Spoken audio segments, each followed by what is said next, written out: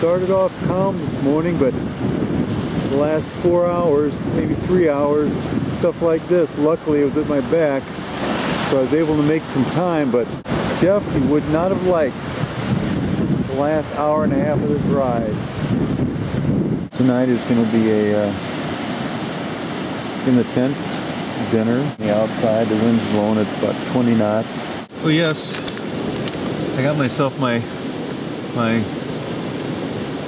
3-cheese chicken pasta.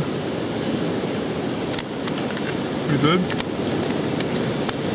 Just didn't feel like fixing anything tonight. You can hear and see the wind shaking the tent. Just got off the phone with Deb, so that was nice. She'll be heading off to Ecuador. Then we won't speak for another 3 weeks or more. Anyway, I'm, slowly getting into the rhythm of the thing, breaking into being on my own, which is, it's a transition. It's not necessarily always easy, but that's the way it is. So Duluth is in the distance, maybe 5 miles. This part of Lake Superior is very silty, and I have to take the water out of here and let it sit in my portable sink before I can even filter it. It's usually pristine blue. And over here is my bath for the evening. I didn't actually get in it, but it was a sponge bath. So I just got out of the lock, or halfway through the lock, when the alarm sounded. They raised the bridge that I got a picture of, and then this big mug was coming in. Couldn't believe it. I hadn't seen one ship all day. 5 in the morning, the first major thunderstorm, first rain period. I think I'll probably be holding up. We're talking about showers and thunderstorms all day, but I think once this moves off I can get going. At least this system will be out of the way. Split Rock Lighthouse there. So now you see the reason why they had lighthouses and foghorns. Extremely foggy day today. So I've seen that from the outside a number of times, and I finally get to see it from its working side. Here's a tent side view of the campsite along the Minnesota shoreline.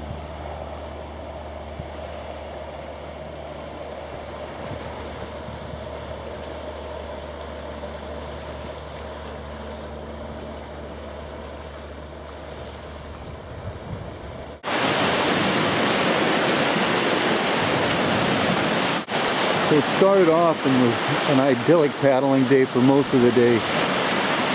Turned into some very trying waves the last hour, and there is just no place. The whole shoreline is nothing but that type of cliff.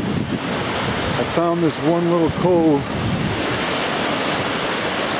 and I'm going to have to try to make that home for the night. I've got to try to figure out how to turn that gravel into a flat enough place for a tent. Smooth it out. I mean, I could get it flat enough, and in terms of the rock, that's going to be a chore.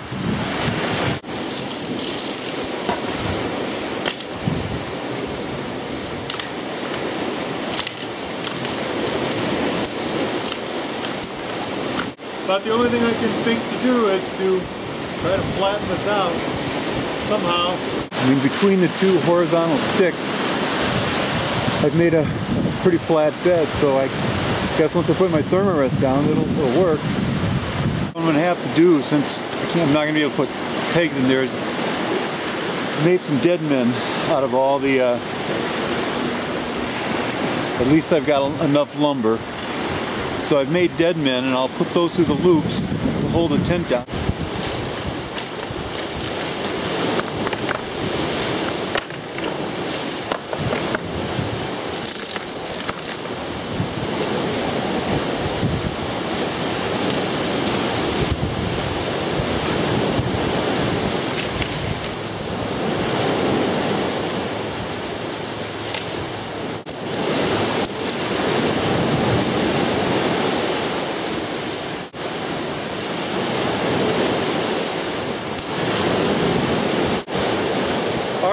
So far, so good.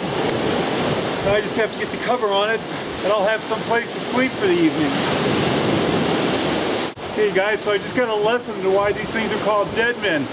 They've got to be buried. You can't just put rocks on them because they'll blow away. The tent just about wound up on top of the cliff there by, this is a wind directly into this little cove. So if you use a dead man, make sure he's in the ground. Alright, so there you have it.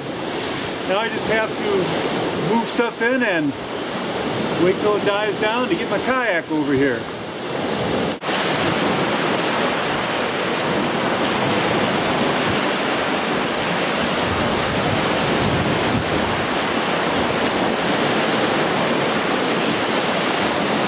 So you might be wondering, you know, how a guy who finds himself stranded on a pebble beach could actually come up with an almost cold beer. Only Bob can do that. Would you believe me if I told you it floated up on shore? It actually did, because I put it in the water, buried under some rocks as a dead man. Only I didn't bury it deep enough and he got away, and it was, "Wilson! Wilson, come back!" Well, I finally found him. He came floating back up. I had to wade knee deep out to get him, but Wilson's back. Actually, the reason I have this is an interesting story, because last night I camped at Temperance River, and the times I've gone by there on my bike, there's a store called Temperance Liquors, and I've always just loved that oxymoron, so I thought I had to go meet the person who owned it. So I went in there, and while I was there I thought, well, you know, I haven't had a beer in 9 days. It'd be kind of nice to get some, but I didn't want a whole 6-pack and didn't want bottles, and so this little deal, I guess this is popular with the young crowd. Nick, you probably know what this is.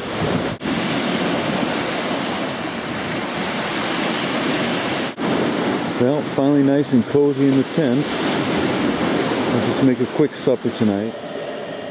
And then there's the next morning. Same scene, same lake. And considering the noise and the rocks and the cold, I got a pretty nice night's sleep last night, so little breakfast, little reading time, 2 hours into Grand Marais, and I'm hoping to be sleeping in a bed the next couple nights.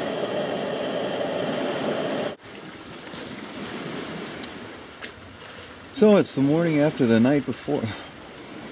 Take 10. So it's take 10. So it's the morning after being cast away, you guys, and considering the rocks and the cold and the booming surf, I had a pretty good night's sleep, pretty much usual. I've been up for about an hour, had my coffee, having my coffee, had 1 scone left over from the Temperance River Bakery, done some journal writing, which is something I do every morning. I'm reading 2 books. This first segment, anyway, one is Ed Abbey's A Fool's Progress, which is a novel. He died of cancer in his 50s, and I think this is pretty much his swan song. He calls it an honest novel, and knowing him probably is a lot about him. And then I'm reading Magellan's Circumnavigation of the World, which I thought was appropriate for my circumnavigation of Superior. So actually, besides drowning, my other biggest fear is running out of something to read. So I've got other books stashed along the way, and I think I'm going to buy another one at Grand Marais just to be sure. So anyway, you guys, I'll hang out here for another hour or so, and then head into Grand Marais and have some downtime and get this stuff off to you guys and send some emails and check my emails. So anyway, it's been a really great first 11 days or whatever it's been. So anyway, let me get this off to you. Thanks for being there, and thanks for supporting.